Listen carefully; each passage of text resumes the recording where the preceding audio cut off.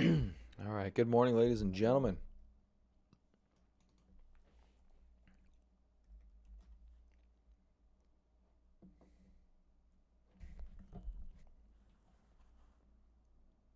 Good news, Justin. Let's hear it. Gotta love good news.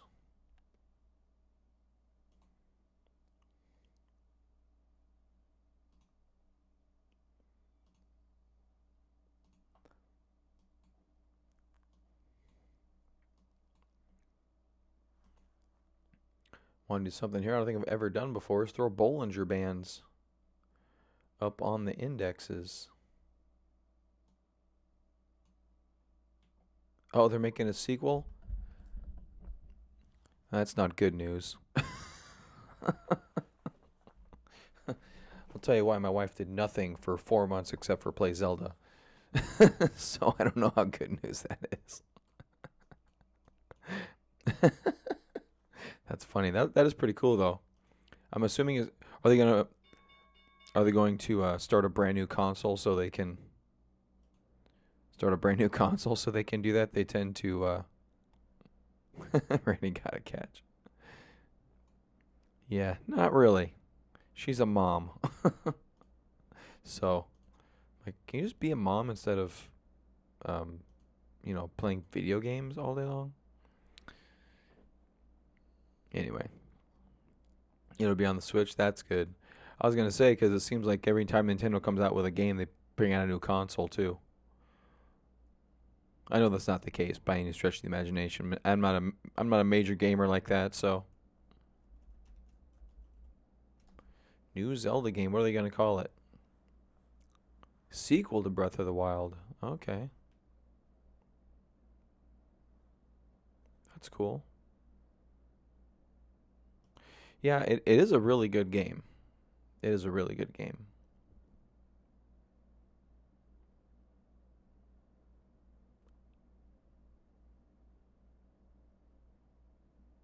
In production. So they're probably just starting it. That's cool. How long do those games take? They gotta take a long time, man. Zelda's an in-depth game. I'm just, I don't know, just trying to imagine that the data structures in that game are, hurt my head a little bit. So I was watching a video. Guy put Bollinger Bands around the Nasdaq and said that it's a pretty good indicator of pulling back to the middle. And it looks like, yeah, looks like it works pretty good. You get outside the Bollinger Bands, or like right here is a good opportunity to get back. Snap back when you break through the bottom of the Bollinger Band. Snap, snap, snap. Those seem to work pretty well.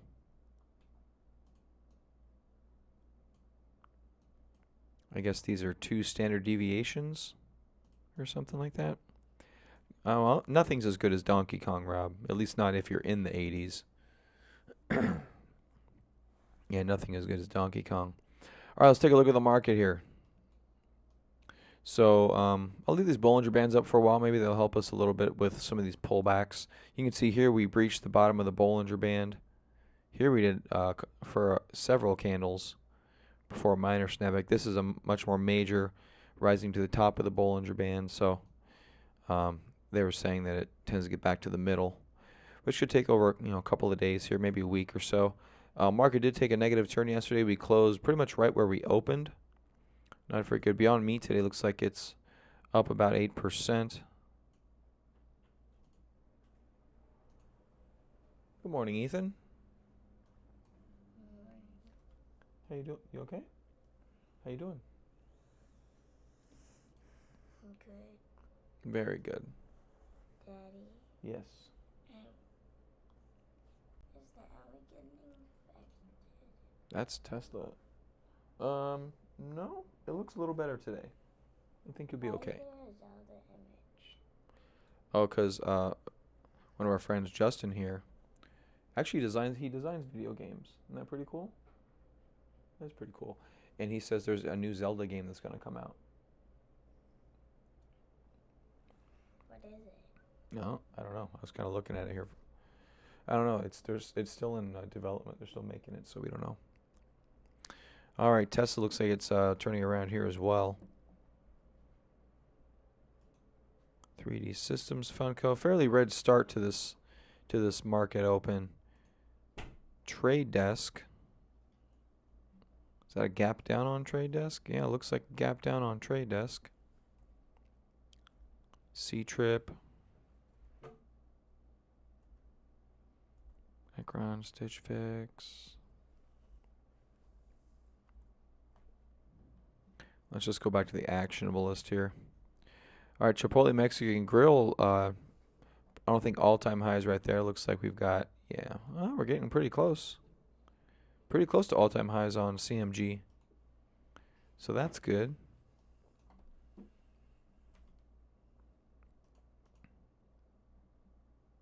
That one's trying to go. Fox trying to come back still. MKC sitting right at highs. KG. Twilio doing okay. Pays, looks like Pays sold off yesterday. Not a lot, but a little bit. We'll see if that consolidates and continues higher. IIPR holding up there. Atlassian Snap. Looks like it dropped a little more yesterday. Yeah, there we go. Dropped a little bit more. Volume still within trend, so not the end of the world on that one.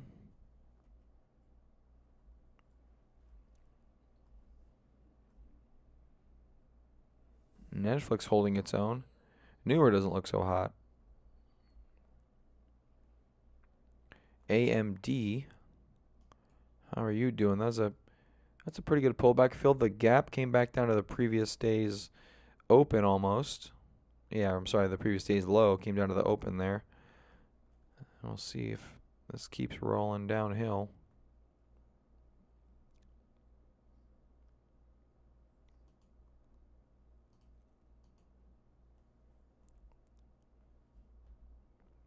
SE Xilinx. UPLND, new one coming down pretty deep into the base. Solely still basing out. Trade Desk. And that's about it. So it looks like MongoDB coming back a little bit. Mentioned trying to buy pullbacks. We talked about 5% above the buy point. That's pretty, it's still a little slightly extended, about 6%, but that's still a pretty big, it's still maintaining that gap gain right there. So that's pretty good. Maybe we'll see that stabilize a little bit here for MongoDB. But again, if you would have bought yesterday up here, you'd be down about 4 or 5%, which was the reason why you don't like to buy too elevated.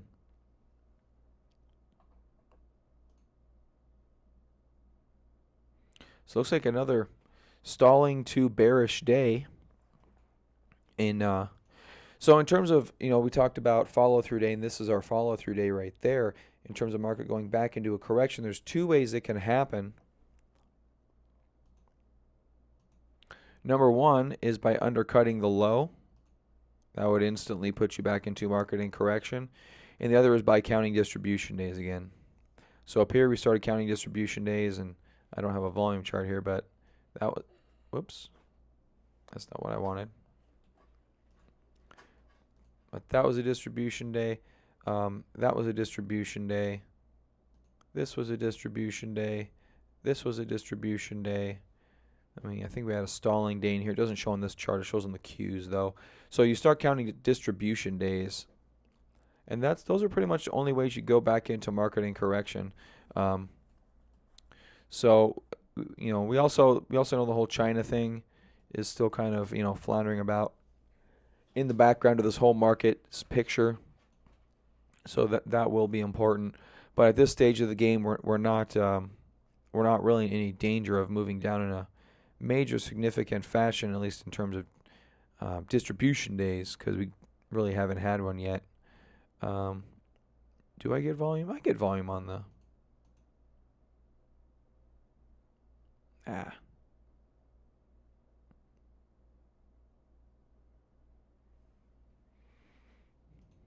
There we go. There's our volume. That looks better. So I don't think yesterday was a stalling day, at least not here on the NASDAQ. Let's check out the Qs. And Qs look like it was an up day. So no stalling day. A stalling day would also count as a distribution day. So no distribution day yesterday. Let's see what the IBD people have to say about it. Always. How to opt out of paying Social Security tax? That's a kind of a dick move. Is that a thing?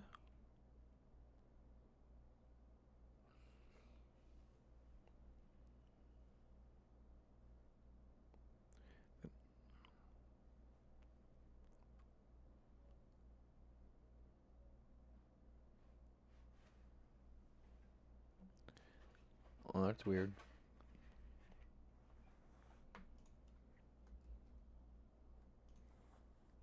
All right, so let's go check it out. Market trend, big picture. See if we got a distribution day or not.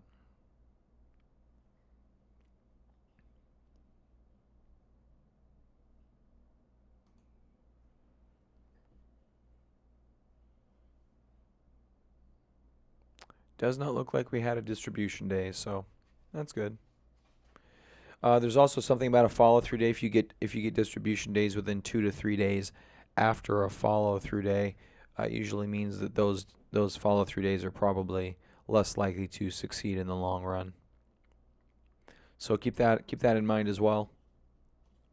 So we had a follow-through day. We didn't really talk about that, but we just did, so we're good to go.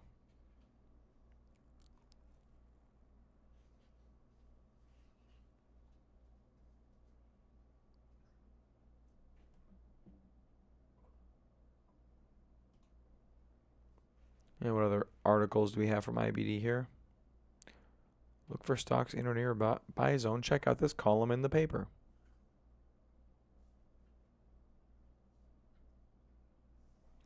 They have an article. We'll take cents. Chipotle holding up there.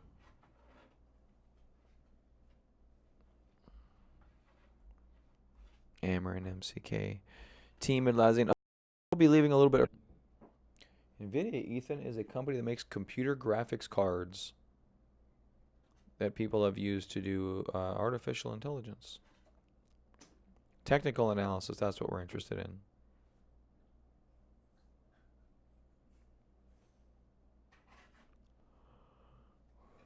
Hasn't even started to form a proper base in recent months, let alone provide a potential entry point.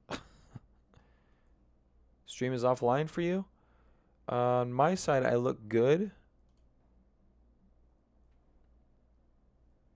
And that's, yeah.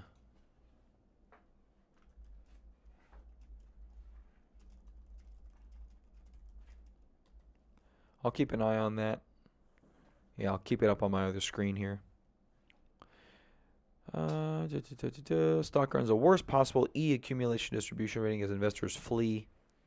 It's an exit is not helped by escalating global tariffs, since chips are especially sensitive to Chinese demand and vulnerabilities to U.S. tariffs. They're saying this is a dead stock.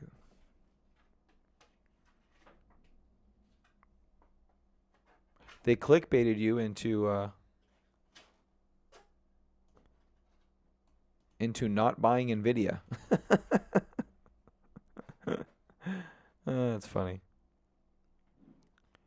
So maybe AMD will come into, yeah, maybe AMD will take that away from NVIDIA. I don't know.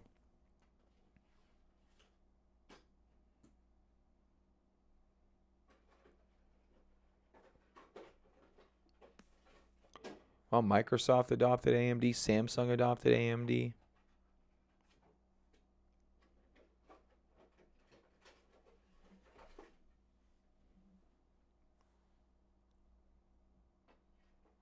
NVIDIA stock is not a buy.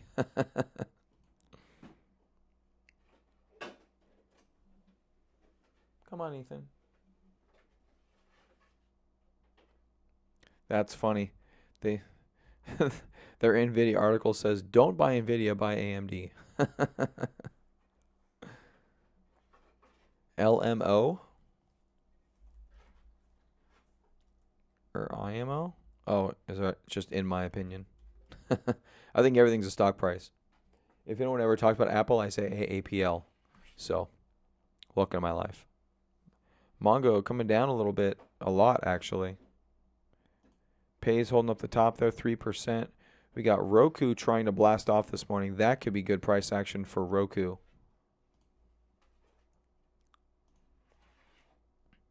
That could mean good things. Look at the volume this morning. Pretty good. Holding up so far over every closing price of this consolidation. We always have a peak here at 104.03.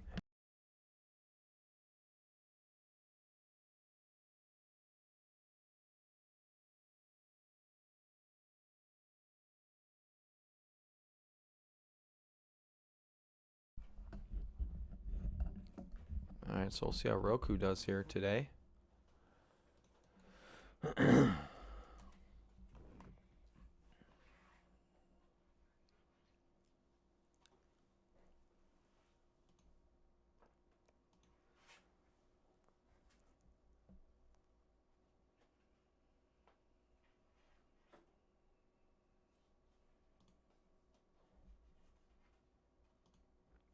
Snap coming back as well.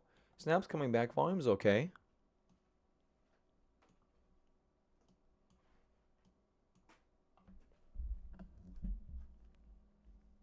First thing in the morning, though.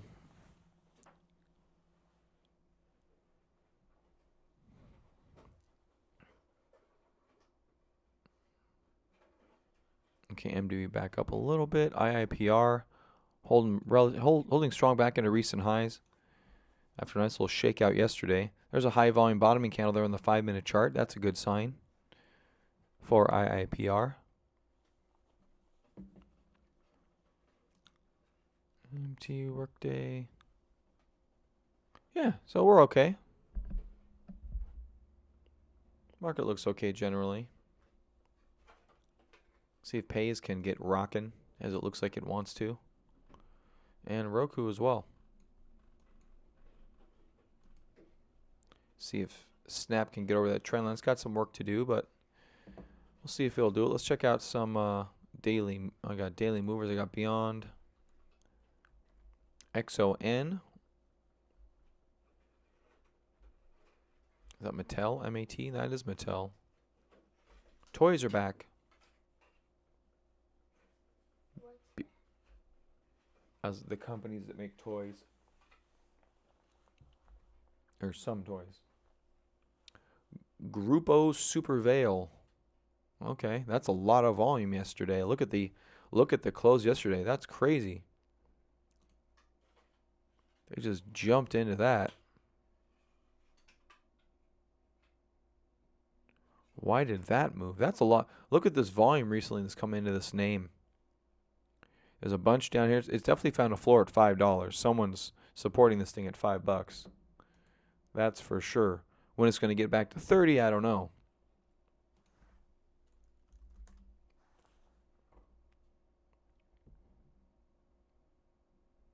Not a very good 23 composite ranking, which means it's only outperforming 23% of the stocks in the S&P 500. Negative earnings, 2.1 up down volume, which is tremendous. Anything over 2 is really, really good. But that's about it. Argentinian financial institution with a network of 182 branches and 78 senior citizens service centers. Say that 3 times really fast.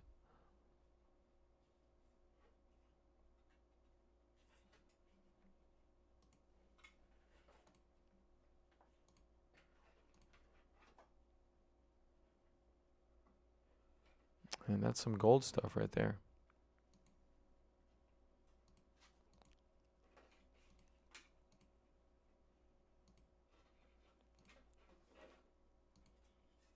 All right. Pays up over 3 now. This guy likes moving percentages. This guy likes moving percents.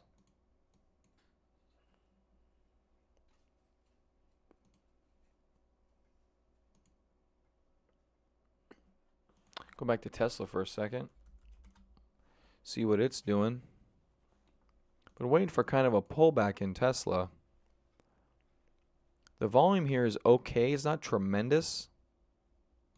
It's only, what, 5 days of 5 green days. Got this one red day in the middle here, which is pretty much a stalling day, although volume wasn't elevated.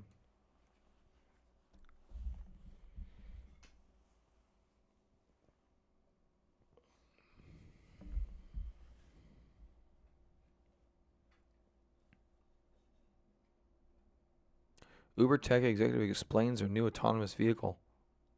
Do they have an old autonomous vehicle?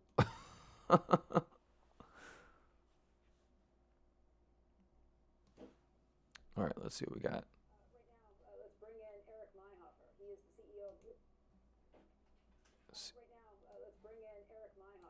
the CEO of Uber's Advanced Technology. Let's watch this. And Eric, this is a huge step. What happened? How did you get to this position?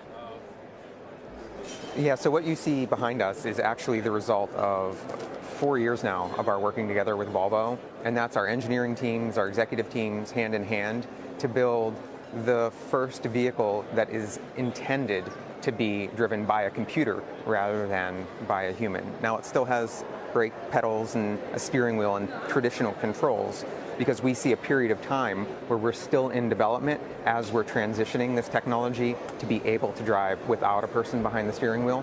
So this thing has what we call fail operational brakes, fail operational steering, redundant power, and these are the fail safes so that if something happened to the primary braking system, if there was a failure, it would still be able to stop safely every time. So in a car like this, if I'm the Uber passenger, instead of getting in the back like I normally would, I'd get in the driver's seat? No, you would still get in the back. That's the intention. This car it has 3 seats in the back, and the idea is you would get in it just as you would like an Uber X vehicle.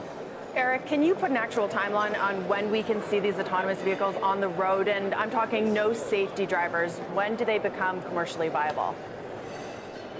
Yeah, so there are a couple layers to the question you just asked. There's when you can see them at all without a vehicle operator, and then when they're commercially viable. And commercial viability comes to scale. And that's one of the things that we've been working so hard together with Volvo to do, is to design and execute something that can be manufactured at scale. So this is part of the ingredient set required to go to scale. But for us, we're going to be going to market in a very small area of cities and not at some massive, 1,000 cars aren't going to show up overnight with no safety drivers. That's not how we'll go to market. We'll do it very slowly. We'll do it with society, with the local residents, with whatever regulators there are that are monitoring the space. We're going to do this slowly and gently. This isn't going to be a cold water moment for the world. So Eric, when is that? I didn't hear a date from you, and I think it's amazing because at Elevate, the Elevate team is willing to say that we'll see flying taxis by 2023. But in terms of this pilot, at least with no safety drivers, is that 1 year away, 5 years away, 10 years away? In 2020, we intend to do our first limited no safety driver operations in very select small areas of cities. Okay, Eric, and then follow up to that, when does that become commercially viable? When do you start having a wider network of passengers riding in these vehicles beyond a pilot program? So commercial viability happens right away, but when does it become profitable is I think the crux of the question. And that comes to, it depends on how many vehicles you have operating in a particular domain. It's not worth, quote, launching a city if you can't put enough vehicles in that city to cost justify it, unless it's there just for development work, which is where we are now. For us to actually land in cities that are profitable, we have a handful of cities selected that we are going to use as our go-to-market cities. We haven't disclosed them, but we will be doing that through 2020. But Eric, the idea there would be that there would be a significant number of these cars on the road, and that would probably replace many of the drivers that you have in those cities. Right. I think it's important to understand one of the challenges Uber faces with its rides business, it's having trouble maintaining its growth. The amount Uber grows is phenomenal, as we've all seen, and we want to keep that growth rate continuing. And getting driver partners on the network and getting them to stay on the network, that's a very challenging thing for us. And with self-driving, we're going to be able to stabilize our growth a little bit more and add more of the service that people love so much. All right, so that was longer than I thought it was going to be. Of course, it didn't tell me how long it was to begin with. So, all right, so Uber, another horrible taxi. I thought that was going to be better than it was going to be. They should have just said, yeah, we're removing drivers from our vehicles for a while. That's what they should have said, until we kill someone, and then we're gonna bring the people back in again. So anyway, sorry that was a little bit long.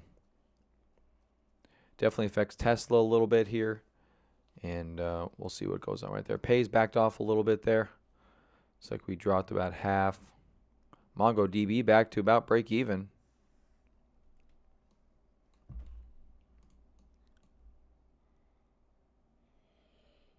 It sounded bad all around. It's just horrible. Whoever's just dumping all their money in Uber is dumb. I mean, like the VCs, the people that put $50 billion into Uber. It's ridiculous. Just buy Tesla. Yeah, Beyond's been doing pretty good.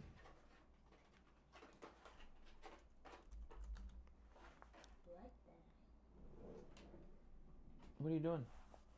You filling everything up with those? Please don't.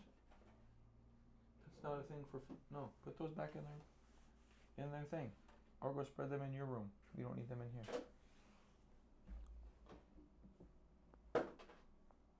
Yeah, hating a little bit.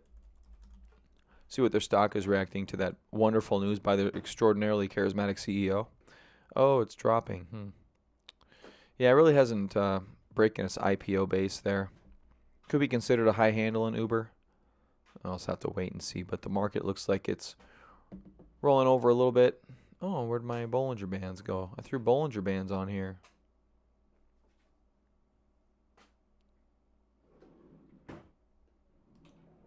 There you go. I was watching a video and they said that they noticed how Bollinger Bands on the NASDAQ kind of contained it pretty nicely. And it does contain it pretty nicely. So I'll keep it up for a bit and see if we can maybe time some entrances and exits a little bit better. I don't know, we'll see. But it said what they said was when it gets underneath it snaps back, when it gets above it snaps back, which it looks like it's tending to do. You can see here on the way down the bear market back in later 2018 we had some snapbacks underneath those Bollinger Bands, and that's right where it pulled back. Never got even towards the top. Kind of shows how bearish we were. Bullish, a little more bearish here, but we did get back up to the top of the Bollinger Bands this time.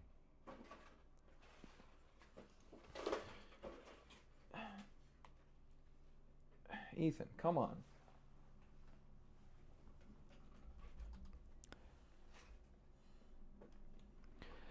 I'm a little iffy on Apple. There's no major chart pattern that's been setting up here. It's hard to buy with a nothing pattern for me. This is kind of part of my strategy. I do like the tightness of the past couple of days here, though, on Apple. That's pretty nice.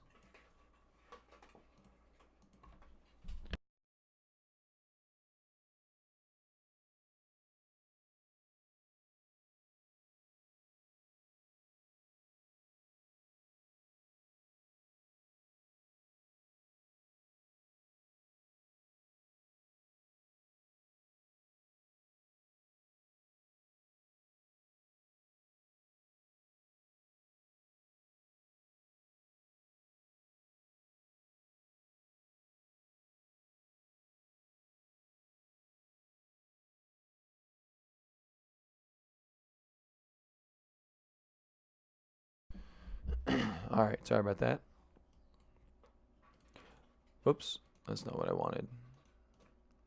But yeah, I'm not mad at the way that Apple's come off of the lows and held tight yesterday. It's pretty tight action yesterday. There was some distribution involved, but we could chop around for a bit here. Generally, Roku looks like it's getting up, leading our board here today. Where'd my trend lines go?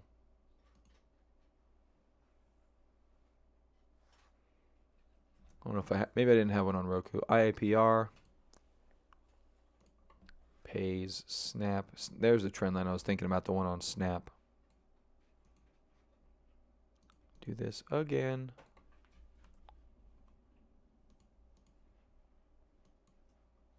So I do like Snap here on the breakout. Good volume here on this breakout from the flat base, and nice little consolidation point. That could be a potential, while a bit of a later entry point. it'd still be off of a base of some kind. So I'm not really mad at all over this consolidation and a further breakout out of Snap.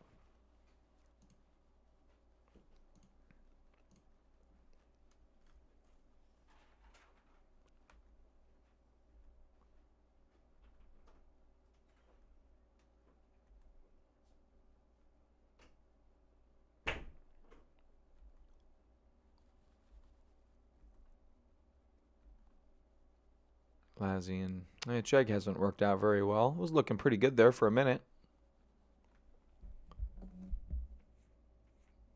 AMD pulling back, although it looks like not very far. Volume still well within trend.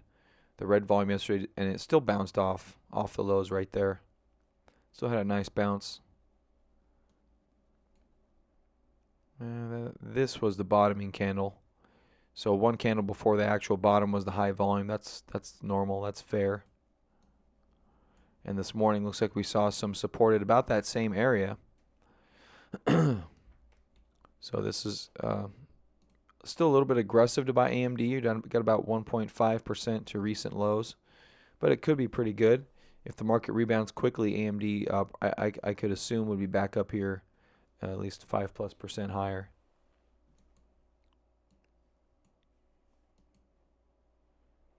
But yeah, still elevated from its breakout point here a little bit. 7.2%, 7.7%.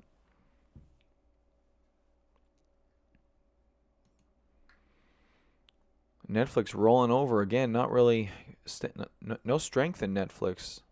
That's going to hurt the indexes a little bit at least. Yeah, see Xilinx, NBev. So, and the rest of these guys looks like they're pausing or pulling in. Trade Desk with a gap down. Downgrades Trade Desk to reduce, maintains 144 target. That's weird.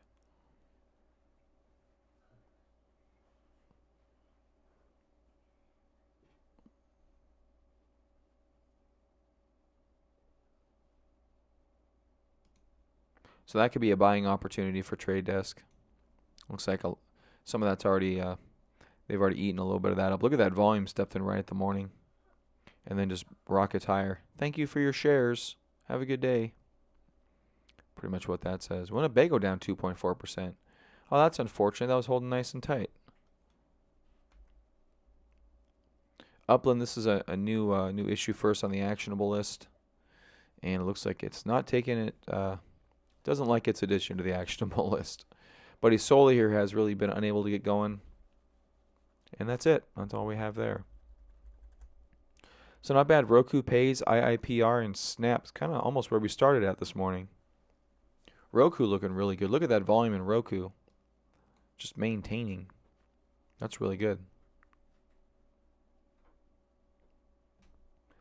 Article about RWLK. What article? Is that on IBD? Roku here looks, it's coming right up towards that topping area.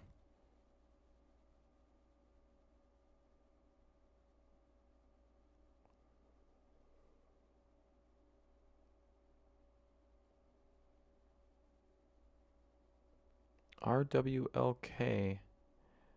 I don't see that symbol.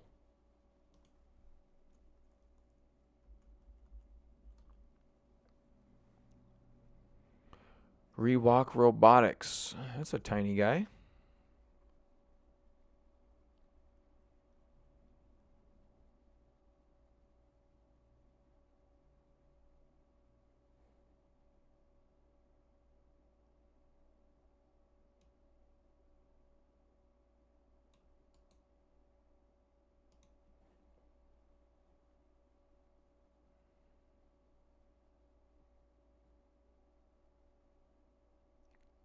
Fidelity won't let you set a stop. That's a bunch of garbage.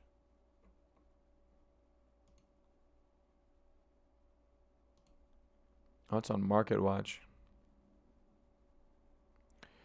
Tumbled 21%. Let's check this out first. RWLK. Oh, it's over the counter? And they won't let you set a stop on over the counter? Really? Still don't like KG. Let's see. US FDA cleared its Restore Soft Exosuit. Oh, okay, yeah. This is the one that jumped like 1,000% the other day. Said it was issuing 8,300 or 833,000 shares. It's $6 each, which is 12% below Friday's closing of 683. So what? Yeah, they're basically selling.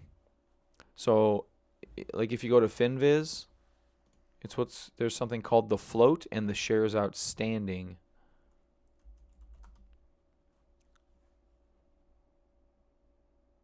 And somehow they match, so they must have sold off the rest of their shares here.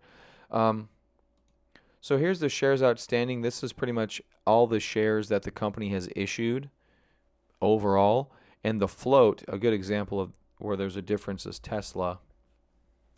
So here's a difference here. The shares outstanding for Tesla are 178 million. What's in the stock market is 133 million. So they've got about 50 million, give or take, that they could, the company could sell on the open market if they somehow wanted to raise capital. So RWLK, it appears that they may have sold the last bit of their shares. Because like I said here, it looks like they don't have any. They're not holding any shares internal to their company. And that's kind of what that looks like. Company said it was issuing 833,000 shares, which represent 18% of the shares outstanding, to institutional investors at $6 each. So they're going to sell it to JP Morgan. They're going to sell it to Goldman Sachs, stuff like that, to try to raise capital. Or they're going to issue new shares to the market. They could do that as well. I'm not sure the mechanics of that, but they could choose to issue new shares. No, not really. That's not really a. There's something about insider buying. There's a lot of stuff held around insider buying. We can go just click on some of these randomly. Oh, see, here's one where these guys hold a bunch of the shares. They've only floated 2 million shares, so they own a vast majority of the company. Insider ownership right here. That's something that on you would like to see, up a little bit. We can probably use Tesla as an example. Their insider ownership. Thank you for the advertisement. Only 0.2. That doesn't sound right. Elon owns a bunch of this thing. That's weird to me. I don't know why that says 0.2%. And down here they show you all the buys and sells of people. There's Elon with an option exercise. There's a buy. So anytime you see insider buying, it's important. But the company itself doesn't necessarily have to own any shares for them to be more or less incentivized. It's usually you want to see insider ownership and insider transactions increase. Here we saw a decrease. That one guy sold that one like CFO or whatever, CTO maybe, sold a bunch of shares, which was also putting downward pressure on the stock price. Oh, that's funny. Elon bought here and then sold here for the same amount almost. No, only 5 million from 25 million. Difference there.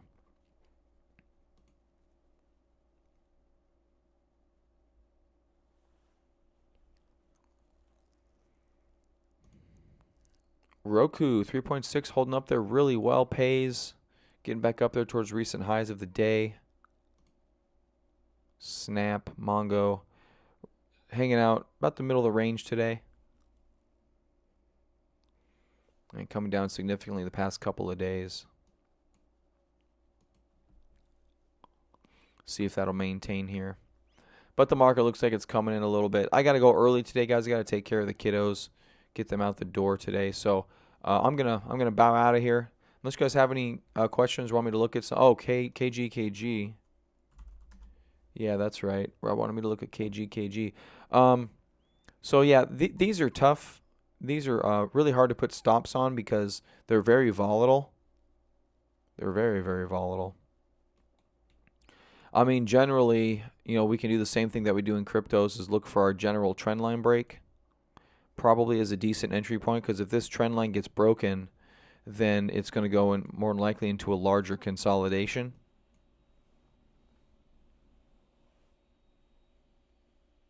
The hell is that? Hold on a second.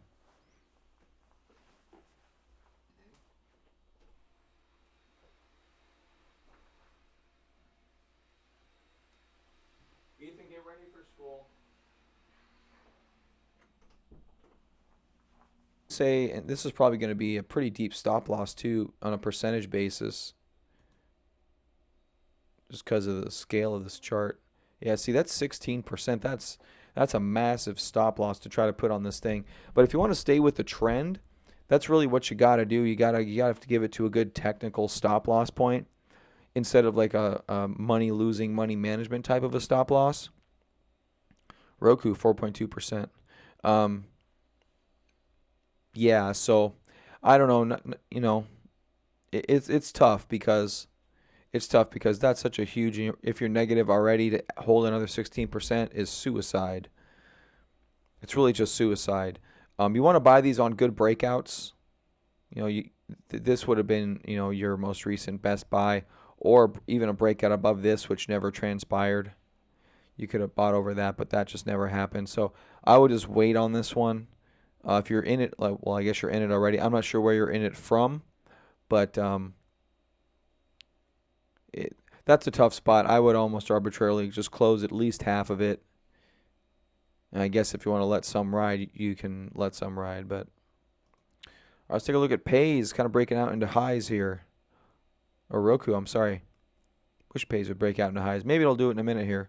But Roku with some good action.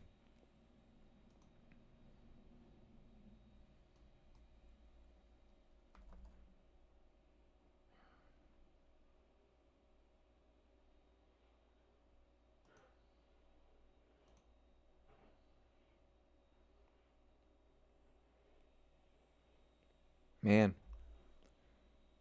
thing just rocking it. Look at that. That volume is maintained all day, all this morning too.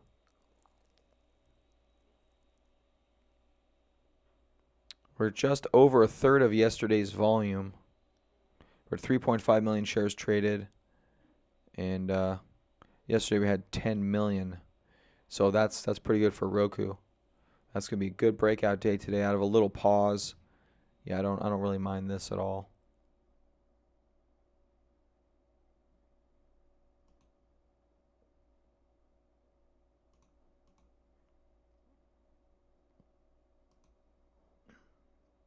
So Roku doing good. That means the market's somewhat healthy.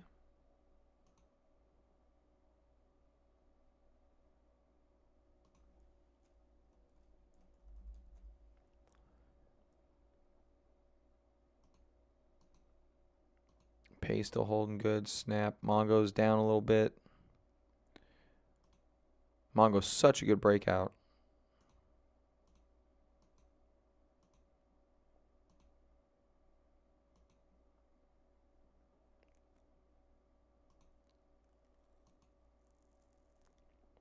All right, guys. Well, I got to get out of here. So have a good day.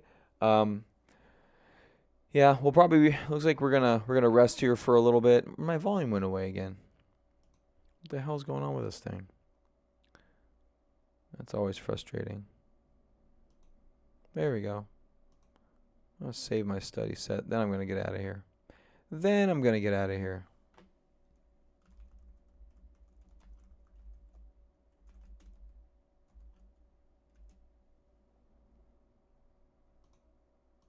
All right. All right, guys. Have a good day. See you, Rob. See you, Eli. Justin, Russ. Thanks for joining, guys. I'll see you tomorrow. Have a good day. Bye-bye.